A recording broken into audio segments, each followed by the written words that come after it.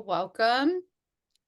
You are at the NALRC Annual Performance Reporting webinar. Thank you for attending today.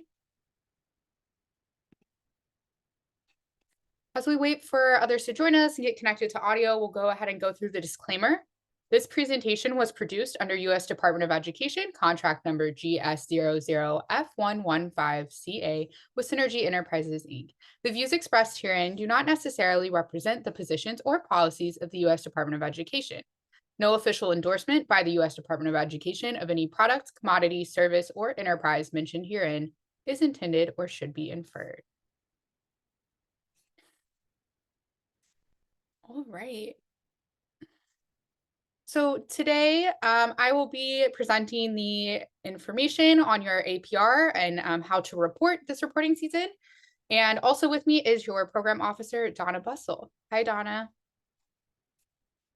All right, so Donna will, might be popping in throughout to add some things as well. Okay, so here's an overview of our topics and the flow for today.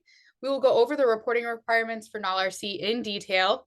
We will cover all the parts of your APR, and along the way, we will have some opportunities for your participation as well. I encourage you to participate because there'll be some questions and things so that you can check your own understanding and so that I can see if there's anything that we need to clarify along the way as well. And these are all of the sections of your APR, and we'll go through them section by section. So we'll start with cover sheet and executive summary, and then we'll move through sections A, B, and C, and end with reminders.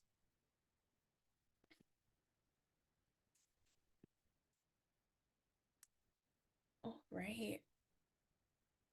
So first things first, the due date. So your APR is due on April 26, 2024 at 4:29:59 p.m. Eastern Time. Please make note of the time and that it is in Eastern Time because depending on your time zone, that might be earlier in the day for you. And so you'll want to make sure that you have it in before the deadline, including that time there, so that it doesn't time out on you and cut you off and not let you submit or go back and change anything. As we go through each section today, please put any questions that you have along the way in the chat. And I have several stopping places where we'll stop and take questions. When we stop and take questions, you're welcome to come off of mute and ask. Otherwise, I just ask that you put them in the chat and I will get to them as I can throughout today's presentation. Here's a full timeline related to APR and reporting. So G5 should be open for you to begin entering information. If not, it will be soon, the next few days. Currently, we are coming up to that first stop there where your APR will be due next month. And that is what today's webinar is in preparation of. Then the next stop there is the end of your grant year, which is September 30th, 2024. And then after the end of your grant year, you will have an APR update due on October 24th. And so that APR update will serve as a tool for you to add any additional or new data, incomplete data that you may have had in that first report that you submitted in April. The purpose of your APR. So the APR is a federal grant requirement and is the primary document submitted annually that allows you to document your progress toward project objectives. What is supplied in your APR is used to determine what's called substantial progress, and that information informs a continuation award decision. All right, so now we've kind of covered when you need to make sure you've submitted by and why. The where, so this is the landing page for the G6 system, which is where you will submit your annual performance report. Please note though that while the landing page says welcome to G6 and the web page link has changed from previous years, once you log in, you will notice that the system is not fully transitioned to G6. So you might hear me use G5 and G6 interchangeably. They're the same thing, so don't worry. So if it looks a lot like G5, it's because it is operating a lot like G5. So you're still in the right place. So you can sort of think of it as G5/G6 for now. And like I said, you might hear both in today's presentation. Be aware of any potential system shutdowns for updates or maintenance as you're planning for your APR submission. You can find that information on the support page, which is provided in the chat. And that's also why it's a good idea to submit your APR prior to the actual deadline, so you don't run into, the system crashing or not working or being down for maintenance and things like that. If you have any issues with or questions about the system itself, so if you have any technology issues as far as G5/G6 is concerned, you'll reach out to the help desk by calling the phone number that we provided in the chat. And the help desk's standard hours of operation are 8 a.m. to 6 p.m. Eastern time, other than federal holidays. So if it's a content question, you'll come to us or Donna. If it's a technology issue, you'll go to that G5 help desk. Okay, we will be providing this document for you in the chat. I've also uploaded it to your Padlet and updated your Padlet so that everything on there is the most current information that I have. So before you complete your APR, I recommend that you review the APR checklist for the NALRC program, which you see pictured here and is in the chat.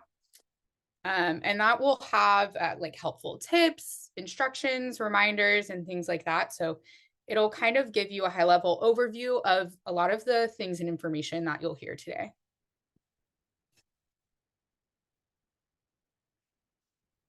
For the reporting forms, as we cover each section of the APR today, we will provide blank copies of each of those reporting forms in the chat for you to download.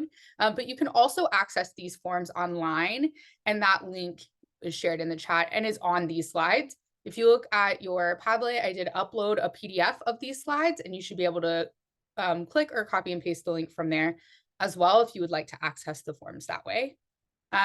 You want to be sure that the expiration date in the top right corner indicates that your form is current. It should say 7/31/2024. If you're unsure about the documents that you have, you can always visit that link there to make sure that you're using the most up-to-date documents.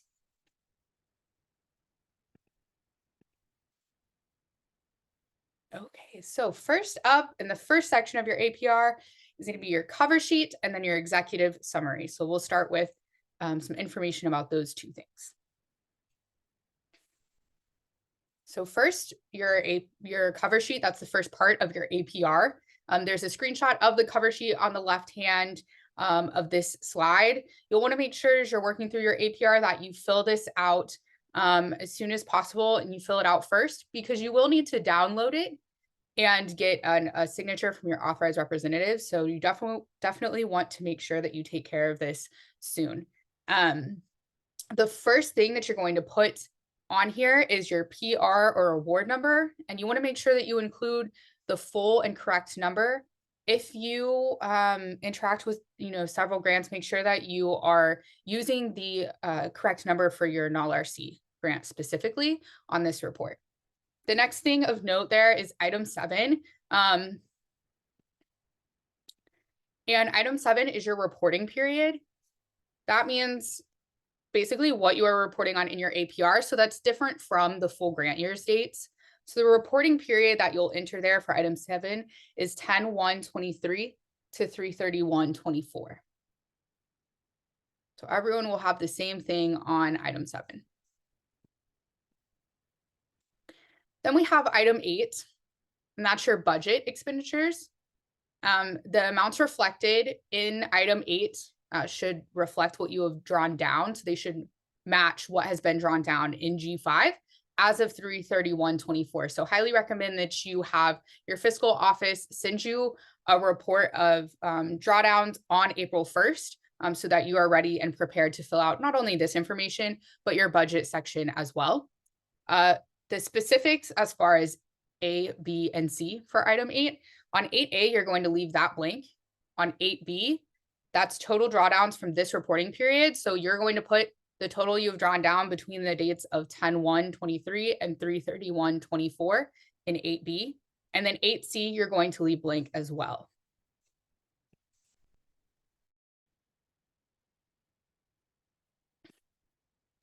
Okay.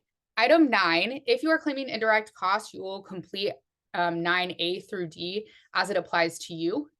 And then item 10, for everyone, you're going to mark not applicable. And then item 11, everyone should mark yes and include the corresponding policy documents that relate to that item 11. So that's that data privacy and security. You can provide the documents as an attachment in section C.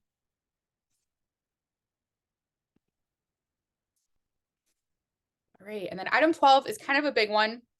We will talk about this more when we get to section A, or the data piece of your APR.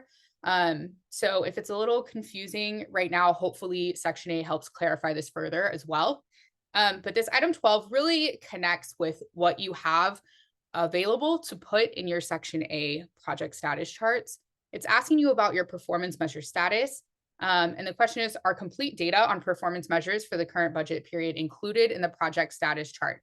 So it's basically asking you, is all of your data for your project objectives in section A, or is all that data complete and accurate? If you put yes on 12 on your cover sheet, then in section A, we should not see any 999 over 999, which represents incomplete data, or 0 over 1, which represents data is not available for this grant year. So yes means that everything in section A has data in the status charts, and that data is complete for the reporting period. No, if you say no here, you're going to have to denote when the data will be available. So say, for instance, you fill out your section A, there's some data that you don't have, and you had to report something as a 999 over 999. Then you're going to have to say no here on your cover sheet, and you're going to have to put when that data is available. So for instance, if you'll have it by the end of the grant year, you might put September 30th, 2024 in that date box there. And as I said, a little note as far as how that relates to section A, which you'll also hear me talk about at that point as well. If the data is available before the September 30th, which is the end of the grant year, that's when you'll use that 999. If the data won't be available until after September 30th, 2024, then you'll put a 0 over 1 in section A for that data, and you'll see more about that later. And then the last piece here is the name and signature of your authorized representative. Your organization's authorized representative must sign the completed cover sheet. And so you're going to fill this out, then download the filled out cover sheet and send that to your authorized representative to sign. Once they have signed it, you can upload it into G5. It is very important that you have the signature on there. And if you're not sure who your authorized representative is, then you can get with Donna about that, and make sure that you are sending it to the right person for a signature. And with that, we're going to get into some of the questions that we have to just check our understanding of what we've covered so far. So these questions will relate to the cover sheet, and I will turn it over to Doris for those. Thank you, Casey. Hello, everyone. Like Casey said, we're going to be pausing and having some fun in between our sections today. And so I'm going to read the scenarios, and then it will pop up on your screen, and then we'll talk about it. So question number 1 gives a scenario that Casey was just talking about. So say, for example, one of your project measures says that you want to increase awareness of Native American language certifications and resources in the Southwestern region as measured by a survey. And you know that your survey data was gathered in February. So the question is, given the information below, would you indicate yes or no for item 12? And you are able to put those answers in now.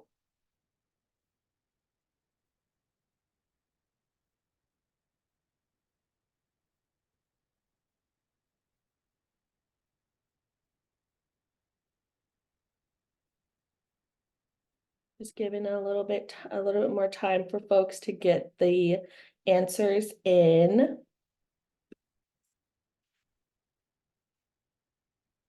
So would you put yes or no for this?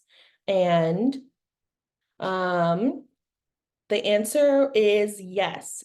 Because you have already received your data, you already collected your data, before the end of the reporting period, you will say yes, you have that data, and you will be able to indicate yes for item number 12.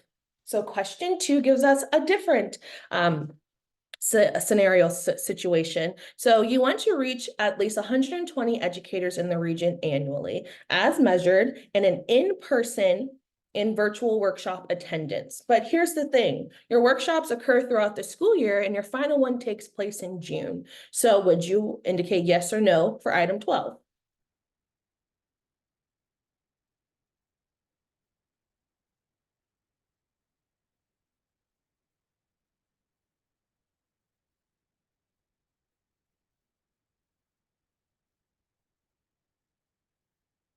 Awesome. So just give me folks a few more minutes. So the answer is no. The answer is no, because like Casey said, we are only reporting and giving data for the indicated grant reporting period. And so any data that will be collected, analyzed, reviewed after the last day of March cannot be indicated and used in this APR. You will have to submit a 999 or a 0/1. So the answer is no. And I will toss it over to Sarah for our tips. All right, so we have a few tips that we're going to give you throughout the day today. These are specifically for your cover sheet. The first thing is, as soon as you're done with this webinar, I want you to email your budget office and ask them to send a G5 drawdown report to you on April 1st. That way you have everything you need to be able to complete this cover sheet and you aren't waiting on anything. So give them a heads up today. Number 2, go ahead and complete your cover sheet. We very often see folks saying, I can't submit, I'm going to have to submit late. I don't have my authorized rep signature.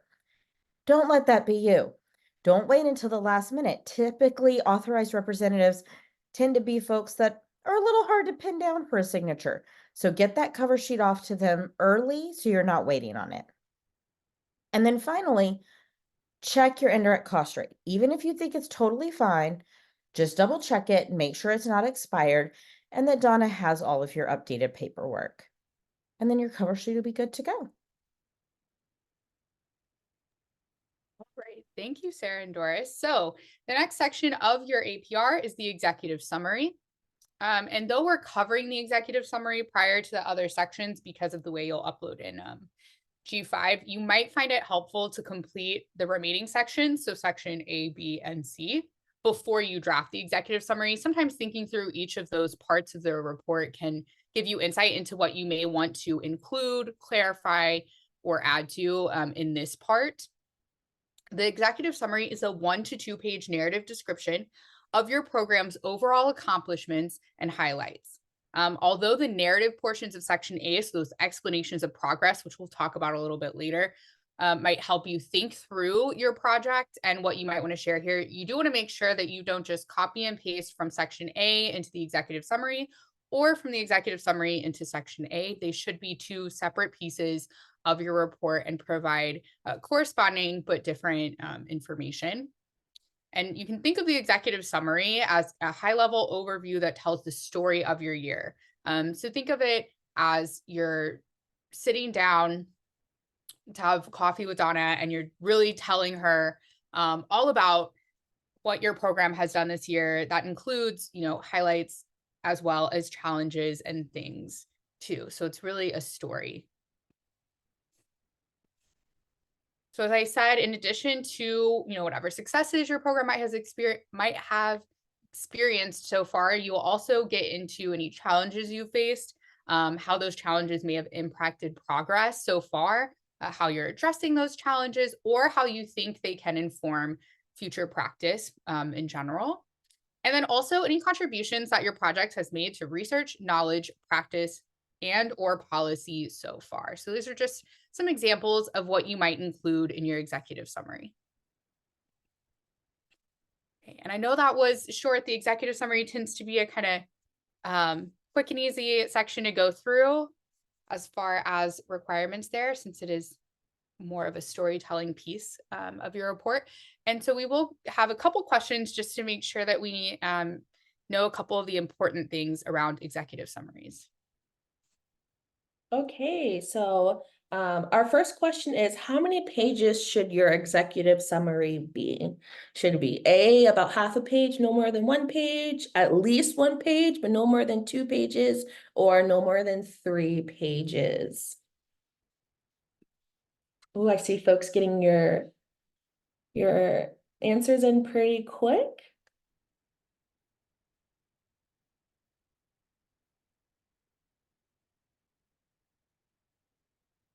Awesome. Yeah. So this was a very easy one, but yes, at least 1 page, no more than 2 pages. And we will also talk more later about where, if you have more that you really want your program officer and reader to know about, we'll talk about later more where you can input this information. So next question about executive summaries. So you missed one of your targets for a project measure. Which of the following actions do you take in the executive summary? Do you A, talk about the challenges? Do you B, share the challenges meeting measures, but do not go into detail because you can do that later on in another part of the report? Or do you C, discuss the project measure, progress towards it, and include a brief rationale for why you missed the target?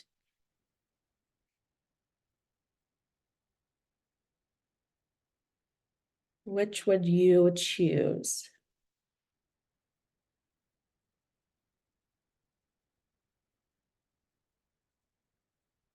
Awesome. So the answer is B. You are going to share the challenges that you had meeting the measures, but you will not go into deep detail because that will be what section A will be all about. So thank you to those that have participated, and I will send it off to Sarah to just give you some really amazing tips about your executive summary. So the first tip is please stick to the 2-page limit, because if you have more information than that, you could always pop it over into section C. So just try to keep that executive summary a nice, concise 2 pages. Secondly, don't repeat the information from section A.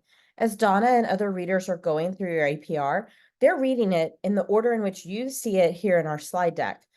And so if you just keep reading the same info over and over, that's not a real compelling and informative report. You want that executive summary to be the introduction, the high-level summary, and the section A to get down into the details. And then finally, the best tip, I think, is to really think about this as, if someone was asking you, how have the first 6 months of this grant project been going? So pretend you're going to sit down for a coffee with Donna and catch her up on what's been going well, what's been going maybe not so well, the challenges you've encountered. Let her know how this first 6 months have gone.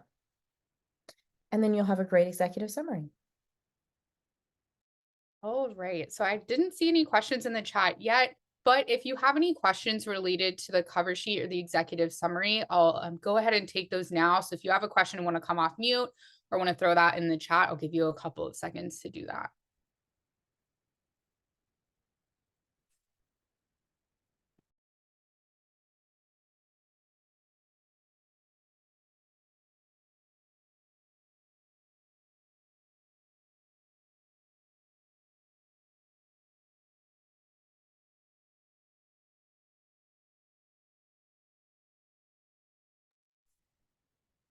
And before we move on, I will just reiterate that these slides are already uploaded and available on that NALRC Padlet that Olani shared the link to. And then when the recording is posted on our YouTube, I will put a link to that recording on the Padlet as well under APR. And I'll also put all the forms under APR as well, but you can still access the forms right now by going to the slide deck.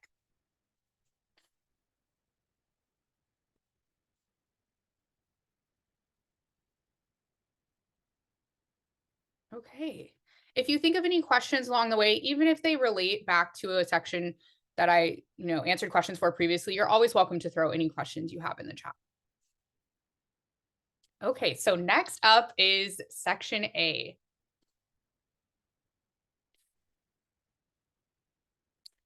So the next section, section A, contains the bulk of data, pieces and points that you'll submit in your APR. And so this will show you what the chart looks like that you're going to use. That top picture that you see there is what it looks like online in the online system. And that bottom picture is what the chart looks like on the document, which I believe we shared in chat or will share in the chat momentarily. It might be helpful to work in that document offline at first as you're like kind of planning out and drafting your APR before you input it into the G5 system, especially when it comes down to those explanations of progress, which we'll get into later in section A. And the general purpose of the project status chart is to demonstrate the progress that your project has made toward the approved project objectives in your grant application. So this is where you're reporting on those measures that we talked about and revised during GLA and that you submitted in your planner. This is where those pieces go and where you'll put the data for those pieces. This is also where your GEPR measures will go as well. So again, I mentioned we will discuss it multiple times because it can be confusing. And so I just want to hit on some notes around unavailable data again before we get into specific reporting for your GEPR measures. So as we discussed earlier, data that is unavailable now, but will be available before the end of the project year, which is September 30th, should be denoted with a 999/999 in the project status chart under actual performance data. So you'll put it in that ratio box under actual performance data. And that signals to us that you don't have the data right now, but you will have the data before the end of the grant year. A little note on that, anything that's a 999 will have to be updated in that APR update in October. So just make sure that you, as you are filling out this section, that you also are keeping a copy for yourself and making a note of which specific GEPR measures or project objectives you will need to go back and update data for in October. Because a lot of times, people will submit this and then they'll forget that they even had a 999 and not submit an update or submit an inaccurate or incomplete update. So just make sure that you're keeping up with where you've submitted those 999s as well. And then the other type of unavailable data is data that will not be available by the end of the grant year. So it's not available now and it won't be available by the end of the grant year. That might relate to project objectives that are framed around the entirety of the grant. Maybe you have an objective that says something like by the end of the grant. Well, you wouldn't have that data until the end of the grant. Therefore, you wouldn't have it by September of this year. In cases like that, you will report a ratio of 0/1 under actual performance data.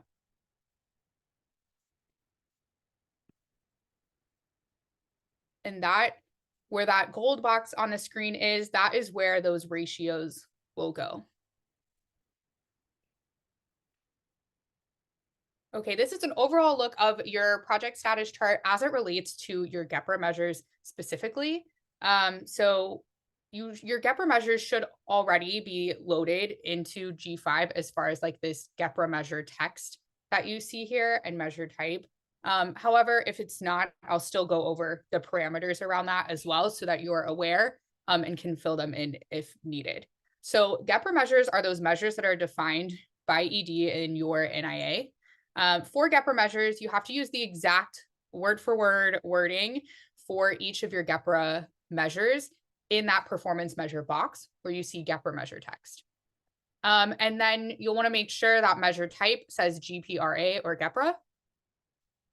You'll see that in blue there on my example. And for GEPR measures, this is the big difference between GEPR and project here as far as how you'll report. You'll notice there are quite a few little red X's here on my example. Anywhere where you see a red X is where you will not input information. You're only going to report actual performance data for GEPR measures. So you won't report target data, only actual, and you'll report only the ratio. So the only place really that you're putting quantitative data in is in that ratio box there that's highlighted in gold. And so we'll go over your GEPR measures for NALRC. This is kind of just a high level overview of what those 3 GEPR measures are and their exact wording. So if you do have to fill in that box, you can always go back to these slides for the exact wording or to your NIA. And these next couple of slides, I'm going to get into exactly how to determine what to put in that ratio box for actual performance data. I'm going to try to go slow because sometimes this part can get a little bit confusing to follow, but if I need to slow down, you can just yell at me in the chat box. It's fine. Or you can always, rewatch it. But your first one, annual measurable objectives. So for GEPRA 1, that exact wording reads as the percentage of the annual measurable objectives as described in the application that are met by grantees. So annual measurable objectives is referring to your project objectives. So the number that you have is going to vary from, grantee to grantee. Your ratio should be reported as the total number of your project objectives that you met during the reporting season over your total number of project objectives. So even if a project objective doesn't have data yet, or it says by the end of the grant, and maybe it doesn't apply directly to this grant year, you're still going to include that in your total number of project objectives. So in that bottom number, you'll still include that. If you submitted and got 10 project objectives approved earlier this year, then 10 is what the bottom number is going to say. And then the top number is where you will put how many of those 10 project objectives you met during the course of this reporting period. If you have one that you don't have data yet for, it won't count towards that met number. You will report on your GEPRA measures every year. And so, you'll be able to show growth over time here as well. So don't worry about that. Here's an example of what that might look like. Completely filled out. So you'll see that it has the full language. It's a GEPRA measure. There's nothing on the target side of our status chart. And then for ratio, we have 3 out of 10, which would mean that I met 3 of my 10 project objectives so far. Your second GEPRA measure is tribe supported. So that's the annual increase in the number of tribes supported. When you report that, you're going to put the number of tribes that you supported this year that you did not support last year over 1. So everybody's bottom number is going to be 1, or second number is going to be 1 in that ratio. That top number is going to vary by grantee. And I just want to point out that you're not, it's not cumulative, right? Like you're not adding, I supported 5 last year and 5 new ones this year, so I'm going to report 10 over 1. You're counting the increase. So you're only going to report the number of tribes that you supported that you did not support the year before.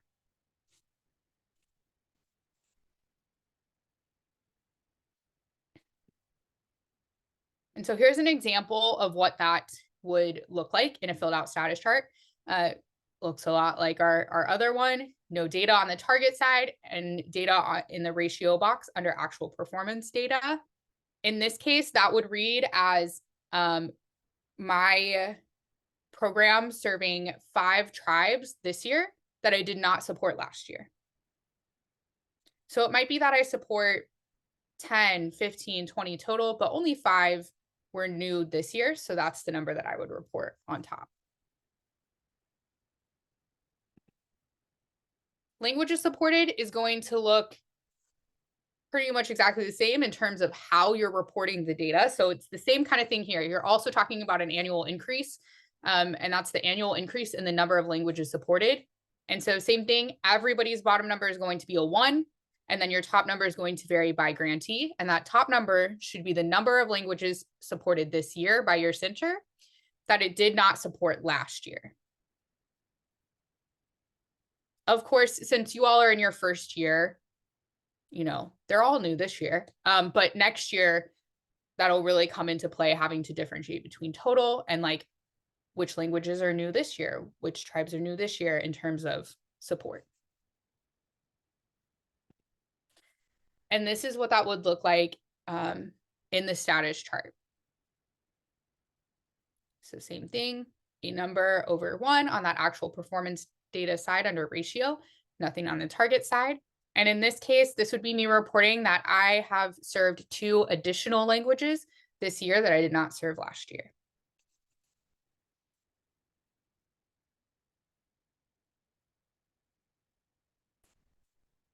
And that's it for GEPR measures. Not too bad. The other type of measure that you'll have in section A are your project objectives. And so this is what that will look like for those types of measures. Project measures are defined in your proposal, or you can think of it as those are those objectives that we revised together that you submitted and got approved. And so that's what we're talking about when we say project objectives in this section. You'll put the full project objective text. You can't abbreviate, paraphrase, summarize, just put a number. Make sure that you put that full text there. And then you'll want to make sure that the measure type says PROJ for project rather than GEPRA. And then the major difference here between GEPRA measures and project objectives as far as that reporting piece is that you will report a target ratio for project objectives. So the target ratio is that goal that you have basically for each of those measures. And then your actual, that right side will be what actually happened during the reporting period. And that actual side is also where you would put things like a 999 or 0/1 to signal that that data is unavailable. This is an example. There are a couple of things that you could do here that I'll point out. So in this case, my example project objective is to reach at least 120 educators in the region annually, as measured by in-person and virtual workshop attendance. So if you remember back to our quiz questions, this was that second quiz question around whether or not we would have data. And remember that I said I wouldn't have my data until June. And so you'll see that because I'm not going to have my data until June, I reported a 999 over 999 in actual, which means that I'll also have to submit an APR update in October to put my real data in that box and report on that updated data. You'll also notice that I have a target here, and that's based on the language that I have for my project objective. So I said my goal was to reach at least 120 educators. In my case, I put that under target as 120 out of 120, so that for actual, I can report that my actual number out of 120. You can also report it over 1. So I could have said my target was 120 over 1, and then I could put my actual over 1 for actual performance data. So you have 2 options there.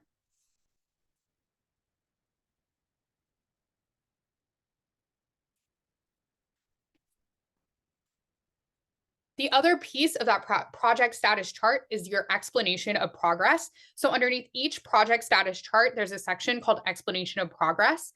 And so we're going to go into some further detail about the explanation of progress sections at the bottom of your section A project status chart pages.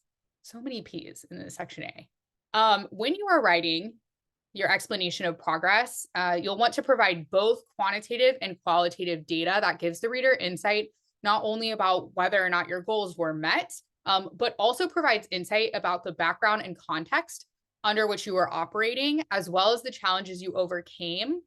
And so let's say you don't meet one of your objectives, you'll just want to explain in your explanation of progress, any challenges that you experienced or how you plan to build on your initial success or initial data. You'll want to include things in this section around how you're collecting data. So if you're collecting it through a survey, if you're collecting it through other types of evaluation methods, and how you're analyzing that data. So this is really the detailed information behind the numbers that are above in the chart. There are a couple of things specifically that you can look for in your explanation of progress to help double check that you have a strong explanation of progress for each measure. For each measure, and this includes GEPR measures as well, you'll also put an explanation of progress for those. And so for each one, you'll want to make sure that you provide details about the reported quantitative data. You'll want to make sure that you provide any qualitative data that you have. Maybe you conducted empathy interviews or observations, and you have some qualitative data pieces that really add to or give a fuller picture beyond the quantitative data that's in the chart. You'll want to make sure that narrative information is clearly linked to each listed measure so that this section is easy to follow and apply to the quantitative data supplied in the section as well. And then you'll want to make sure that you explain how your data is collected and compiled for reporting. So those are kind of some 3 high-level things to make sure that you're looking out for as you write these. This is, like I said, this is another reason to draft outside of the G5 system itself. G5 does time out and so you don't want to lose things, but also it can help you think through like, what are some things I want to share here? And also share a draft with others that may have additional information to add or notice some things that might be missing from these narrative pieces throughout your APR. This is an example of an explanation of progress. So this example is connected to your GEPRA 2, which is the annual increase in the number of tribes supported. And so you'll notice in this, and I won't read the whole thing to you, but you'll notice as you read this that I identify several challenges as well as ways that we would be looking to build on what we did in year 1. So I don't just leave it at, we supported 3 more tribes than we did last year. I also describe like, okay, what does that support look like? What are some challenges that we're having with providing that support to more tribes? And like, how are we looking to continue to increase that support throughout the life of our grant? Keep in mind, you do not have to structure yours exactly like this example. This is just one example of a way to do that, but it'll kind of guide you for general structure and general concepts.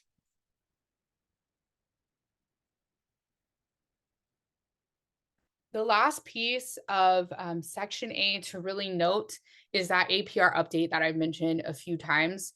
It is required for any data that you report as a 999 or 0/1, or sorry, not a 0/1, that you report as a 999 in Section A. So like I said, you just want to be very aware of where you're reporting those 999s. And I would go ahead and put this date on your calendar, make yourself a reminder so that, and even in the body of your calendar invite or your, the notes or whatever, you can put like which project objectives and which GEPR measures you'll need to update. So that you don't forget, because there's a lot of time between now and October, and I don't know about you, but if I don't write it down, I forget. So that APR update will be due October 24th. And it's, like I said, it's an opportunity to update your Section A data, and it's required that you update any measures that were reported as a 999. That APR update, unlike your APR, will be submitted via email. So your APR is submitted via G5/G6. Your APR update in October is submitted via email, just to update anything that was incomplete or incorrect. All right, and so it's time for another quiz time. So I will pass it to Doris, and these questions are going to be specific to Section A. Awesome. Thank you so much. So this question, please pay attention to the wording that we have chosen. So by the end of the grant, not the grant period, not grant year, but the end of the grant, 70% of tribes in our region will be receiving support from our regional center.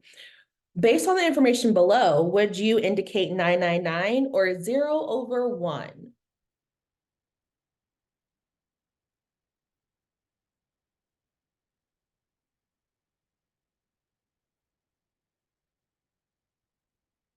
Awesome. I see folks locking in their answers.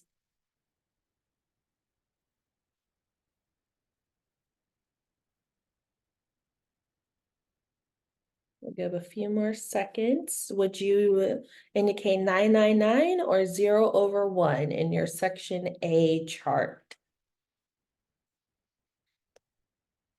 Awesome. So the correct answer is 0/1. And you would only choose 0/1 if the data is not available before the end of the grant year and will not be in it. It's going to be available after the end of the grant. So therefore it will be 0/1. Awesome. So our next question is, which of the following is not a good tip for writing your explanations of progress? Which one is not a good tip? A, keep your response brief. B, tell the story behind your data. C, use section C for any information that won't fit in the box. Or D, make sure to include an explanation of progress for all measures, even if those with no data are available. Which one would you not choose as a good tip?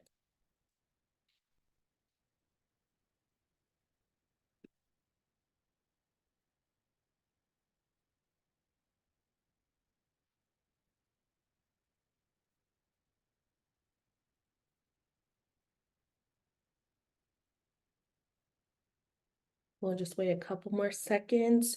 Which one is not? Keyword not. Which one is not a tip that you would give?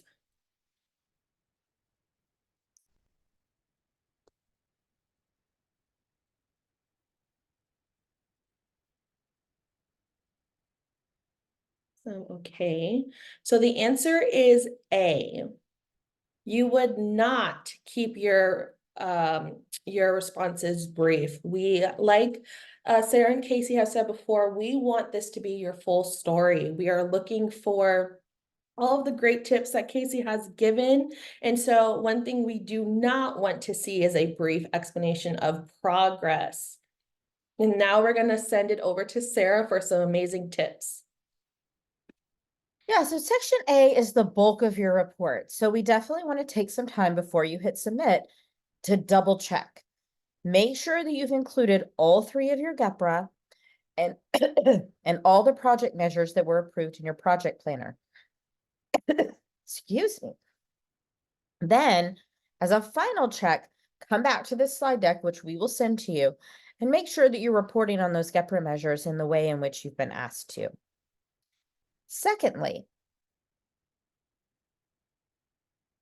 second tip's thinking about coming to you. There you go. So write your explanation of progress outside of G5. You can do this in your planner. We have a little area where you can plot that out. You can do it in a Word document. But there's 2 reasons it's better to write it outside of G5. The first being there's no spelling and grammar checks in G5. So if you make typos or accidentally write something, it's not going to catch it for you. Secondly, it doesn't save as you go. So a lot of computer programs you may be used to, it's saving your progress. Not G5, and G5 loves to time out. So if it times out and you've written this beautiful explanation of progress, it's going to eat it and it will not be there anymore. And you'll be very sad. So save yourself that reporting depression and put it somewhere else where you can just copy and paste it back in and hit save. And then finally, don't slack on that explanation of progress. I know we keep saying it, but it's because we mean it. This is your one annual opportunity to tell the story behind your data and to really paint a picture of what's going on with your program and your grant. So be sure to take the opportunity to tell the whole story. And then we can move on to section B. Right. So before we move on to section B, if there are any questions specific to section A or any questions that came up in your brain from the cover sheet or executive summary that you have that you want to share now, feel free to pop those questions in the chat or come off mute. As you are thinking that over, a couple of things that I just want to reiterate. Anything like, let's say you run out of room on your explanation of progress and you have more stuff that you want to say or include.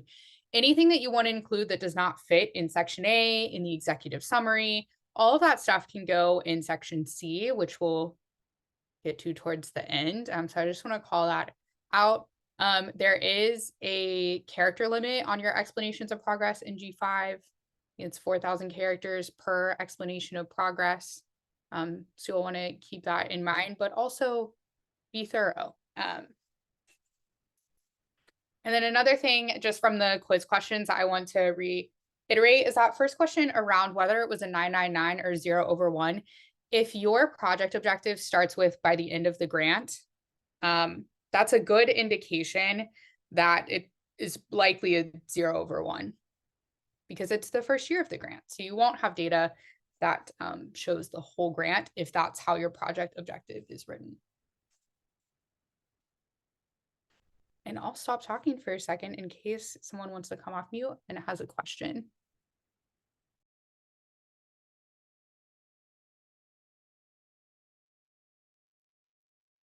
I have a question. Hi, everybody.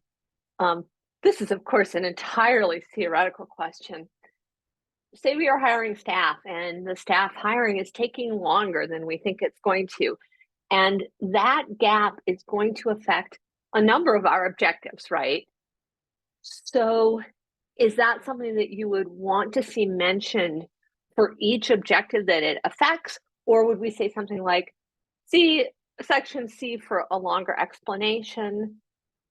I would include something like that in your executive summary because it's affecting like the totality of the grant. That's kind of a good barometer. Is if it's if it's something really tied to a specific measure, put it in section A in an explanation of progress. If it's something that's just like generally affecting the full scope of the grant right now, then I would include that in the executive summary and talk a little bit about like how you're moving through that challenge. Okay, but if there were, again, particular objectives that were tied to a particular individual more tightly, then that might be in that piece of section A, even if it's also in the exec summary.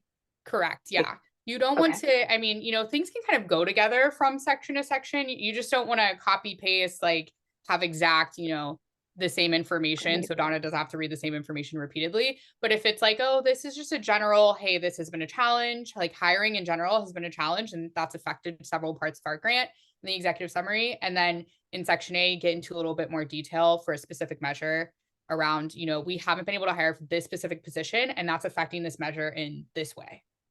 Okay, that's helpful. Thank you. All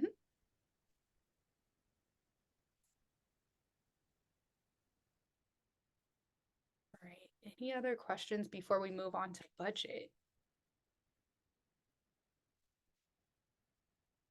All right. And if you think of any questions after the fact or like while you're working on the thing, now then you start to have questions, feel free to, hop on a coaching call or send me an email or Donna as well.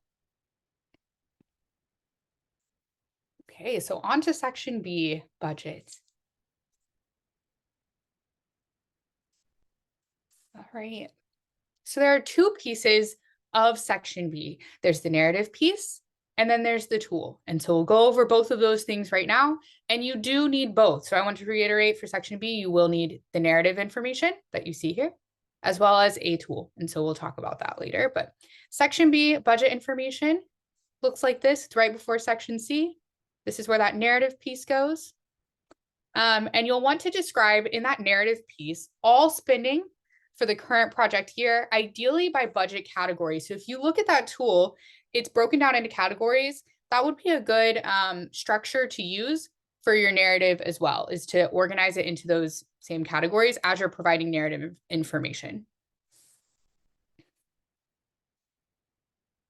In that narrative, a couple of things you'll want to make sure that you include in some way is you want to make sure that you discuss funds spent, even if it's not reflected yet in G5. So this is an area where you can talk about funds that you, spent but haven't maybe drawn down for during the reporting period. You do want to keep your narrative information for budget to the reporting period. So you'll be sharing anything that you have budget-wise from the beginning of your grant year through 3/31/24. So anything after March, you're not sharing in this particular report.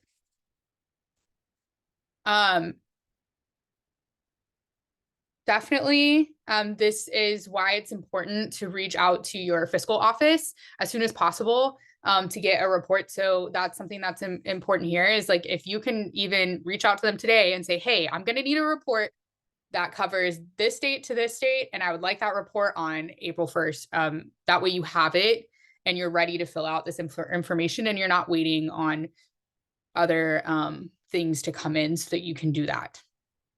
You'll also discuss G5 drawdown frequency. So how frequently throughout the first year of the grant were you drawing down? If you were not drawing down at least once per quarter, you'll want to explain why. You'll also want to discuss how you tracked expenditures independent of your budget office. So how did you, as a project director, keep track of expenditures outside of your budget office and their tracking? A couple of other things in budget information. With regards to carryover, while we want you to make every effort to use your allocated funds, in that year, we do recognize that sometimes projects are in a position that they need to carry over some money. And so if that's the case for you, then in your project plans to carry over funds, you'll want to indicate a couple details around that. So you'll want to describe how you plan to use those carryover funds in the next budget period to complete activities in your approved application. You'll want to tie those additional activities to your goals and objectives. And keep in mind that we're about halfway through the first year of the grant. And so at this point, you should have spent approximately 50% or more of your current year's budget. So it's a good kind of gauge to see if you might have carryover or how you might need to spend money in the second half of the year. Another note around this section is that budget revisions may be submitted at any time throughout the grant year. However, budget revisions are submitted directly to Donna and are not your APR. So I just want to make that clear that make sure that you're not filling out the budget section thinking, oh, I also revised my budget right here. Though you might be describing to Donna like some changes that you might be making moving forward, or how spending is going and things like that. This is not an official like budget revision. So if you realize during your APR and this section, you say, hey, I probably need to revise my budget, just make sure that you do that separately and send on a budget revision via email that is separate from this budget section of your APR.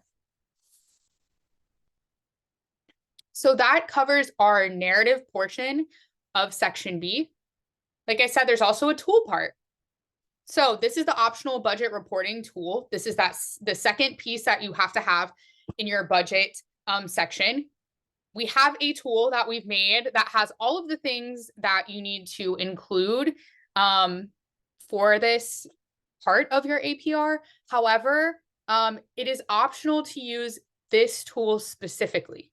So it is not optional to report all of the information that is in the tool, but it is optional to use this specific tool. So you can either use the tool that we've shared in the chat, which I will also have post on your Padlet after our session, or you can use your own form. However, keep in mind that if you do use your own form or tool, it must include all the information that's contained in this tool. So if you already have a tool that you're using, it might be helpful to pull up our optional tool and yours side by side and just double check that there aren't any things that are missing that you might need to add, or that it wouldn't be easier to transfer to this one. That side by side might be helpful to make sure that you're including all of the required information for this section. If you do choose to use our optional budget reporting tool, here are some tips that are specific to that tool. You'll only enter information in the yellow areas. So any yellow area that you see here on this screenshot, those are all the areas where you're going to enter information. Anything that is not yellow is locked. And all of the ones where you see these like dollar signs, those areas will auto-calculate. So based on the information that you're putting in the yellow areas of the document, it will auto-calculate in those places. And so if you try to type in a place that is not yellow, you might get a message that is like, oh, this cell is locked. So don't worry. It's locked because it auto-calculates. So just try typing in another area that is yellow. And if you can type there, then your form is working correctly. If not, you can always email us. If you have questions directly related to this tool, you can email us at oie@seiservices.com for assistance. And you do want to make sure that whether you use your own tool or our optional one, you want to make sure that you have both the narrative and numeric fields in what you are submitting. And those narrative fields are your justification columns. And so this is what goes into each of those justification columns. In column F on our tool, that's the rationale for available funds. That's where you will provide a narrative to describe why you have the amount in column E, available or remaining. So that's going to be, you're basically explaining why you have whatever amount you have left for the first year remaining at this time, and how you plan to expend that money during the remainder of your current grant year. So that's column F. That's that first justification. Your second justification column, column I, is your intended use of the remaining funds beyond the grant year's end. So in that first one, you're talking about, how am I going to spend the rest of this money in this year? Because we're only about halfway through the grant year. That second one, you're talking about how you will plan to use any potential carryover funds in your next grant year.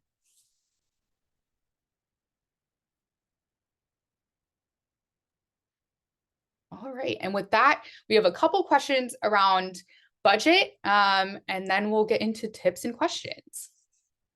Awesome. So these next two questions are going to be on the same poll. So the first question, there's no right or wrong answer. We just want to know, do you plan on using the optional budget reporting tool? And our second question is yes or no. Do you need a Section B budget narrative if you use the optional budget reporting tool? Our third question, and you'll see yes or no again, do you need an optional budget reporting tool if you provide a Section B budget narrative? So those are the first three questions. The first one is personal yes or no. And number 2 and number 3 are asking, if you use one, do you have to use the other, and vice versa. And our last question is paired with this image you see on the screen. Which columns must be completed on the optional budget reporting tool? So which of the columns will you have to input information? And it's going to ask you A through I to choose.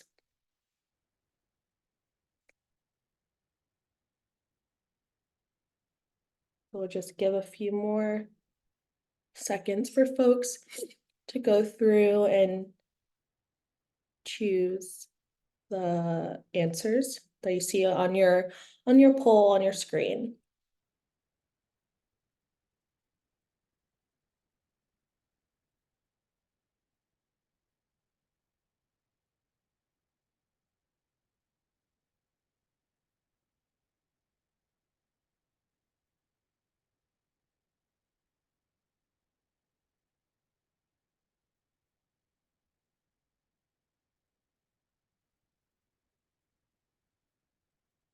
Awesome. Thank you to those that have locked in your answers. So we're going to go over the first few questions.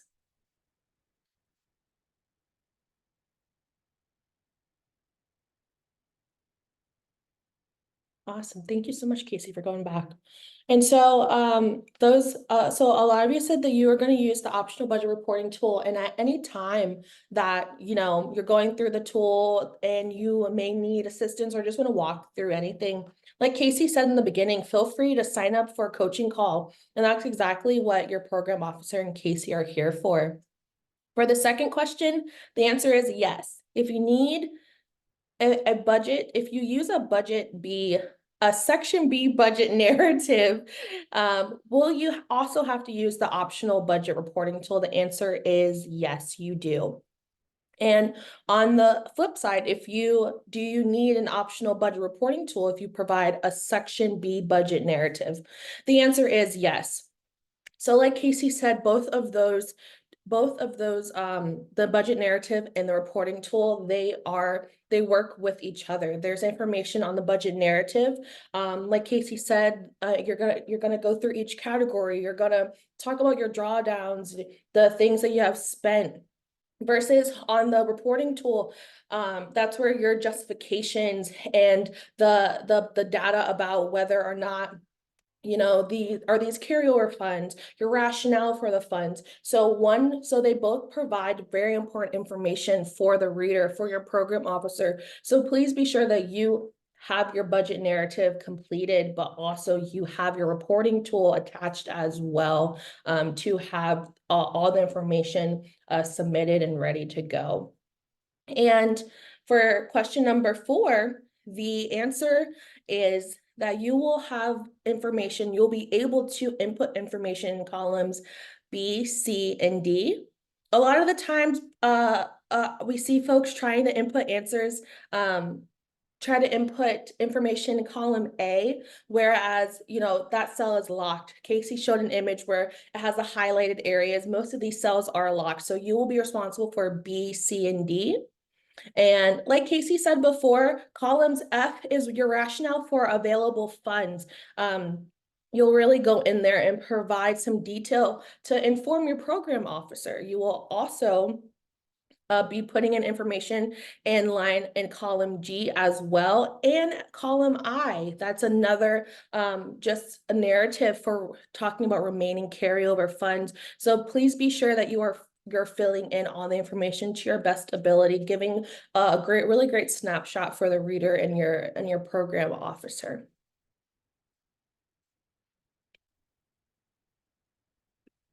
And I will pass it over to Sarah for top tips. Sarah, you're muted. Every time I click it, it clicks it back. It doesn't want me talking about budget. It doesn't want you to know the top tips. So for your budget section, the first is to remember that there are two parts to it, a narrative and the tool. So just remember that for section B, you need two pieces. Then our second top tip is to remember that if you aren't using the tool, which it looks like all of you are, but if for some reason you decided not to, you would want to make sure that you have all of that same info in your other piece that you develop. And then finally, remember how you're going to send that email to your budget office about the cover sheet and your drawdown report? Well, the other thing I'd suggest putting in that email is letting them know the budget info that you're going to need for this budget section. Put it all in that same email. Let them know what your reporting period is. That way, if they need a little time to pull all that stuff together, they have plenty of advance notice and they aren't holding up your reporting. Now on to your final section. Great. We have almost gone through all of the sections. Y'all are almost there. If you have any questions around the budget section of your APR, now is the time to share those. So if you have any questions, feel free to put them in the chat or come off of mute.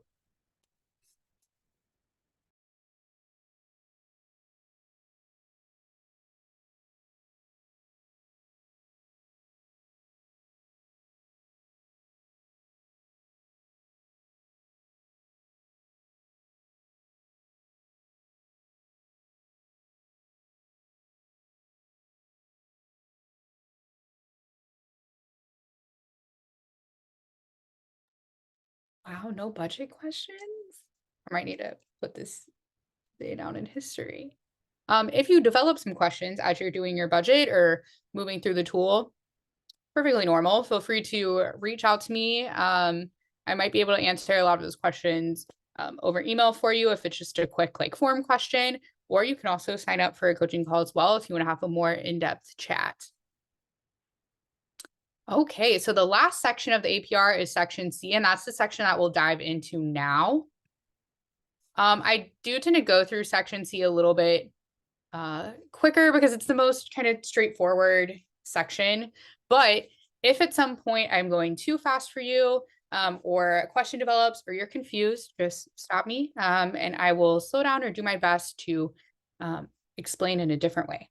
So section C is the additional information section. It is on this form right here under budget. And this is a place where you can document or highlight success stories, challenges, pretty much anything that didn't fit an executive summary that you want to make sure that you share, you want to make sure Donna knows about. You can also provide any other appropriate information about the status of your project. That includes, you know, any unanticipated outcomes or benefits from your project that maybe just didn't fit anywhere else, but you really want to brag on. Those types of things can go in this section as well. This is also a great place to include if you have news stories, pictures, press releases, whatever, on any of those type of extra things that just show off what your program has been able to do up until this point. This is a great place to share that information as well. We love to see pictures and news stories and whatever you have. All of those things would go into this section C here. And then you can also include any information that wouldn't fit in any of the other sections. So anything that wouldn't fit in your executive summary, anything that wouldn't fit in section A, but is really important to share and you want to make sure it gets into the report. This is that section where it goes. It's sort of a catch-all. You will, I do want to make sure I point this out. You will upload all of your section C as one PDF. So you'll need to make sure that you spend some time gathering and combining all the things so that you can upload it as one PDF. That's kind of the biggest thing to watch out for there. And of course, you can never have enough tools. We also have a tool for section C. So there is some information that your program officer needs to help with determining continuation awards and all of, substantial progress and such. And some of those things are specific to from grant to grant. And so you'll see each grant has a section C reporting tool. This is the NALRC section C reporting tool. And we'll share that in the chat and I will post it on the Padlet this week as well. And this just makes sure that you include some of these additional pieces of information that Donna is going to need to give her a full picture. You can choose not to use the tool, but we ask that you submit the same information in another format in section C. And we will go over what some of that information is that's on this tool. So we have adult, tribes, and languages that you've supported during the reporting period. You don't have to list them all, just, numbers. And then a couple of things around staffing as far as full-time, part-time, and percentage of time your project director devotes. You'll check off all applicable methods of services you provide. So if you provide hybrid, virtual, in person, all 3, 2, you'll list out the services that you provided this year. That could include things like technical assistance or webinars, workshops, online courses, what have you. And then what, if any, evidence-based services or strategies you're using in your first year. You'll list any partners that you have as of now. You'll detail any key personnel changes. If you didn't have any, big personnel changes, then you'll just state no changes there. You'll talk a little bit about how to sustain your program activities beyond the federal funding period. Keep in mind that on this tool, we do not need, it's a little bit different from the other sections. You don't need to provide super long narrative, drawn out responses, bullet points, highlights, key points, summaries, 1 to 2 sentences for each thing. All of those are acceptable inputs in this form. And then any plan changes to project activities for the remainder of the year. Maybe you thought you were going to do 5 workshops and you realized maybe 3 this year and you put that there. And then if you're a regional center, how are you currently partnering with the national center? If you're a national center, how are you currently partnering with the regional centers? And then in one sentence for both of these, you'll briefly state your greatest project success and your greatest project challenge. So again, this is a form that we don't want to take up like too much of your time filling out. So no need for super long responses on those, just a quick 1 sentence highlight there. And that is the end of your major APR section. So we have one more kind of section related quiz time for you, and then we'll just get into some wrapping up and reminders. Awesome. Before we start, just wanted to thank everyone for sticking with us and engaging in our questions today. So our final questions are about section C. So this one's going to be true or false. Section C is a place for you to put any information that did not fit in other sections. True or false? And then our next question that you'll see on the same poll is, if you submit section C optional reporting tool, you must also submit a section C narrative. True or false?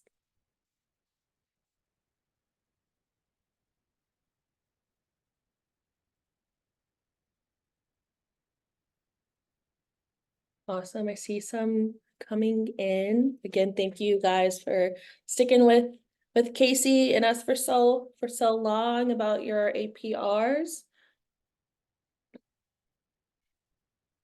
Perfect. So we'll go over question number 1. So section C is a great place for you to put any information that did not fit in other sections. True. Yes, like Casey said, we want to see any photos, success stories, news clippings. We want to see it all, and section C is a great place for you to do so. The next question is, if you submit section C optional reporting tool, you must also submit a section C narrative. And that is false. Unlike section B with the optional reporting tools in section C, you have the option to either choose the optional section C reporting tool that we have provided, or you could submit a section C narrative that is already granted for you in the section C form. Now, that's not to say you can't do both. If you want to do both, that's totally, absolutely up to you. But if you choose to do one, you will not have to submit another one. That will not be one of those incompletes delaying your APRs. And so, awesome. Again, thank you so much for playing along with us and having quiz time. And I will turn it over to Sarah for your last top tips of the day. Yeah, so for section C, just a reminder, G5 does not do well with file types other than PDF. So you're going to want to save all of your documents as PDFs. And like for section C, if you're going to submit multiple things, put it all into one PDF because you're only going to be able to upload that one document. If you have any trouble doing that, please let us know and we're happy to help. For tip 2, on the tool, we do want you to answer each question completely, but succinctly. Don't make this more work than it has to be. You'll notice some of them we really specify, like one sentence. So answer as much as you need to, but don't feel like it needs to be an essay. And then finally, remember that this is where you can submit that additional info. And since it's your first APR, you may be wondering, what additional info? Well, beyond the stuff that maybe didn't fit in other sections, maybe you have a website and you want to really show that off to Donna. Maybe you were in a news article and you want to share that. You have some pictures of an event that you did. Any of those things that maybe just don't quite fit in other areas, but highlight what's going on with your grant, this is where you can put that information. All right, thank you, Doris and Sarah. So before I take questions here, I do want to just call out that Donna did put something in the chat around, if you have questions or concerns about your APR or budget for APR, make sure that you reach out to her via email to schedule some time with her as soon as possible. That due date sneaks up on you real fast. A month is not really that long of a time for, a beast of a task like this. And so make sure you take her up on that. Okay, we do have a couple of more just like final reminders and wrapping up type of things, but that does cover all of the sections of your APR. So if you have any questions on any of the sections of your APR at this time, you're welcome to come off mute and ask questions about any of the sections.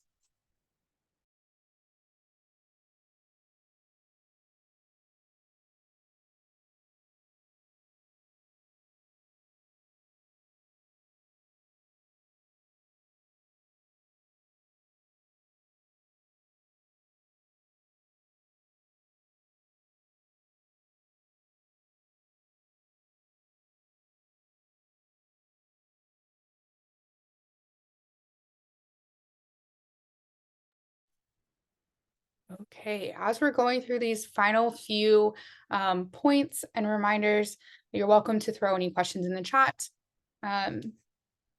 or, email any questions, set up time to meet. So what are the things that you need for your APR overall? Here's kind of a high level overview of that. So your cover sheet and your section A are in G5. As I said, though, I highly recommend working on section A outside of G5 so that you can save your progress, spell check your explanations of progress, make sure your data is how you want it. You have all your measures included before you put that in G5. Your cover sheet, do note that though it is in G5, you will need to complete it and then to download and print that completed form And then you will have to also then upload your signed cover sheet to G5. So once you get that authorized representative signature, then it becomes a thing that you need to upload.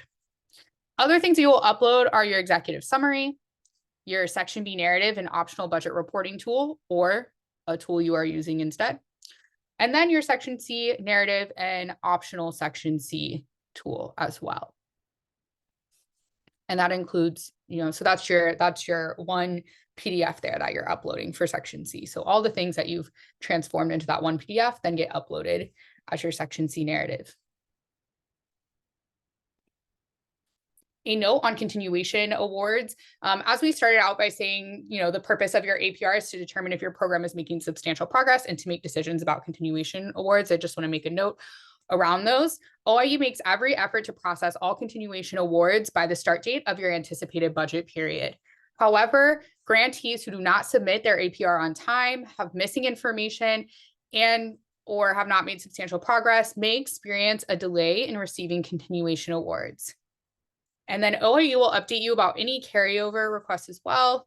And remember, if you need to submit a budget revision, make sure you do that separately from your APR. Couple of other important reminders. G5 is open for reporting. You should see that package in there now or soon.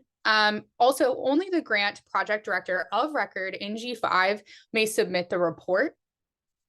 So you'll want to make sure if there are other people working on the report alongside that you all coordinate and make sure that the person that has to submit in G5 has all the information and is able to do so before the deadline there.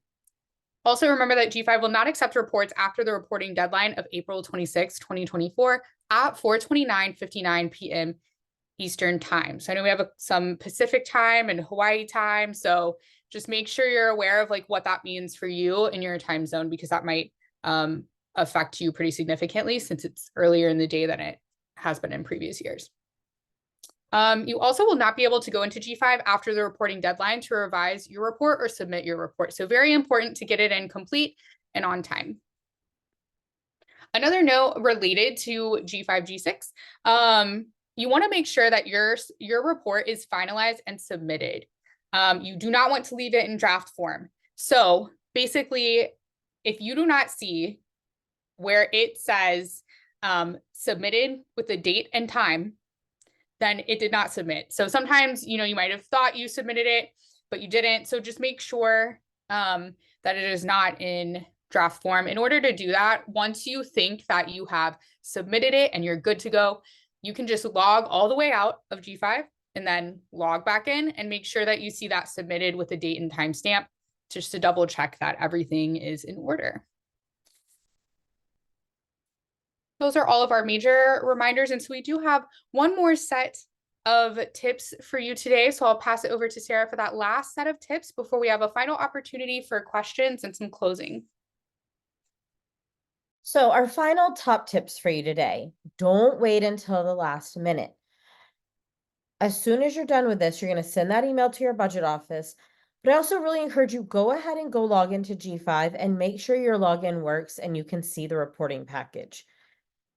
I get multiple emails and calls every year, the week that the APR is due, and sometimes the day that it's due, from people who can't get into G5. They thought they could, but they didn't test it, and now it's the last minute, and we're having to troubleshoot.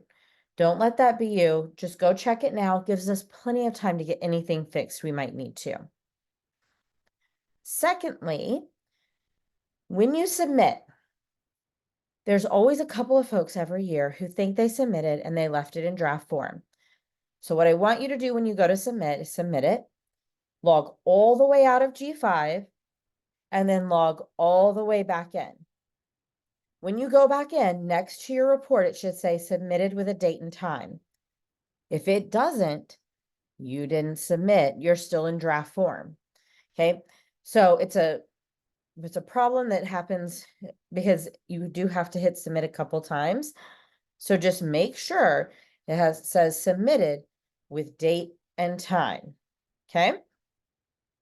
And then finally, my last tip of the day is to just take your time. Don't feel like you have to sit down and knock this out in one day. Maybe set aside a little time each week to work on it and make sure that you're really crafting the story to share about your program. This is your one big report that you do every year. So you really want to take the time to make the most of it. And happy reporting.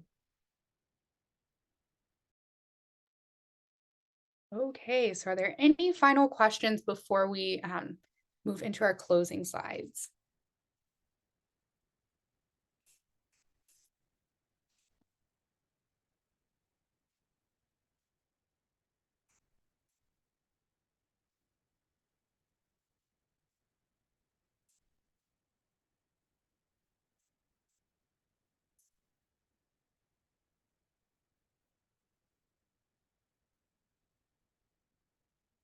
All right. Oh. Is the webinar scheduled for April 11th, the same as today's? Thank you. It's a great question. So there's a question in the chat. Is the webinar scheduled for April 11th, the same as today's? No, it is not the same as today's. So April 11th is an all program talking circle. I will say the talking circle is very APR focused though.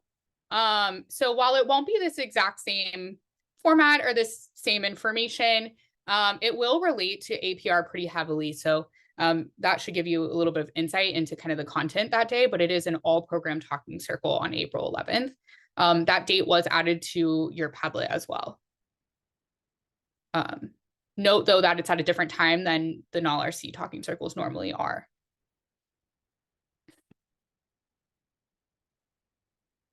Thank you, Joanna. All right, so you should see the feedback poll popping up for you. Please make sure that you fill out the feedback poll before you leave today. I really appreciate your feedback. It helps me when I prepare these in the future, especially with this being a new grant program. I want to make sure that your APR webinars each year get better and better for you. And, you know, because at least me personally, I can never hear a date enough times. So the due date again is April 26, 2024 in G5, 4:29:59 p.m. Eastern time on that date. Just want to double check that you know that. If it was me, I would put it on my calendar, my phone, my work email, all the places, because I just have to have things written down. So just want to make sure that I reiterate that. And like Sarah said in the chat, 4:31 is too late. So just want to make that very clear. It's a very unforgiving system in that way. So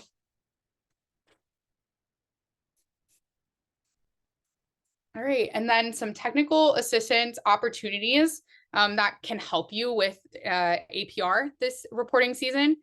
We have 2 opportunities for office hours. I do want to note though that that April date is the day before your APR is due. So definitely don't wait for like, you know, major questions or alterations until that date. But we do have 2 office hour dates coming up. We have one this week, March 28th, which is tomorrow at 1 p.m. Eastern time. We also have one next month, April 25th, 1 p.m. Eastern time. As I mentioned before, we do also have that all program talking circle. That's on April 11th from 2 to 3:30 p.m. Eastern time. Keep in mind that that will not just be NALRC, it will be other programs there as well, but it will be pretty APR focused. If you want to hear some of this information again, or you have questions and want to ask them there, definitely encourage you to hop on. And then if you want to get some one-on-one coaching time, if you feel super unprepared for your APR or you have lots of questions, I highly encourage you to get some time on Donna's calendar or my calendar to chat through it some more one-on-one. And that link is in the chat for you there. It's also on your Padlet as well. If you're like, oh, I can't find that link, that's where you can find it too. Just a reminder that our student artist competition is going on. So if you work with any schools, we hope that you share this out with them so that we can get lots of submissions. And that is all I have for you today. So thank you, Wado, everyone, for your participation and your presence here today. Very grateful for you. And definitely would consult the chat for that high-level overview of some to-dos just for today. APR is a lot, and so I really encourage you to, you know, bite-size this and, like Sarah said, work on it a little bit each week and just take it one kind of to-do at a time. So those are your 3 things in the chat that I would make sure that you get done this week.